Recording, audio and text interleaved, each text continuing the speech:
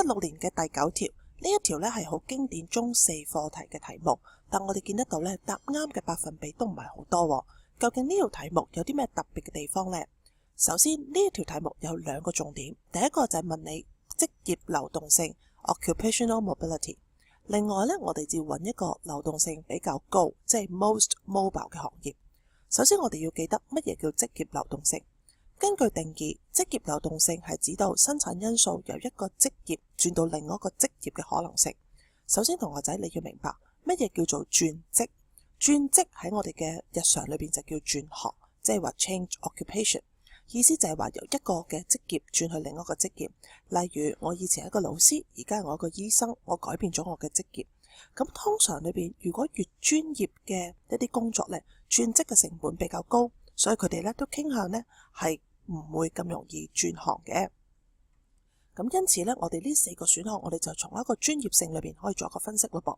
首先，職業籃球員講明 professional 啦，咁於是佢哋比較專業，學到嘅技能係比較獨特嘅，轉工嘅成本比較高，所以佢哋嘅 occupational mobility 會比較低，唔容易轉行。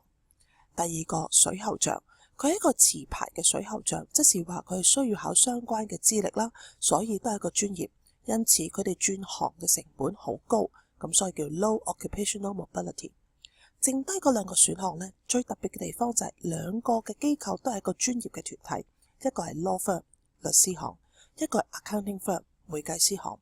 咁問題就係喺呢度工作嘅人佢專唔專業先？律師行工作嘅係一個實習生，即是話經過2年嘅實習期，佢會成為一個律師。喺咁嘅情況之下，律師係咪一個專業啊？一定係啦，因為佢哋用好高嘅成本去完成個律師嘅學位，再加上佢工資都會好高。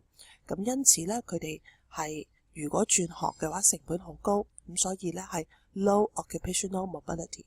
相反咯，一個文員，一個 clerk， 如果佢唔喺會計師行做，佢可以喺律師行做，基本上人工都係差不多嘅啫，專業性唔係好高，因此佢嘅 mobility 就會比較高啦。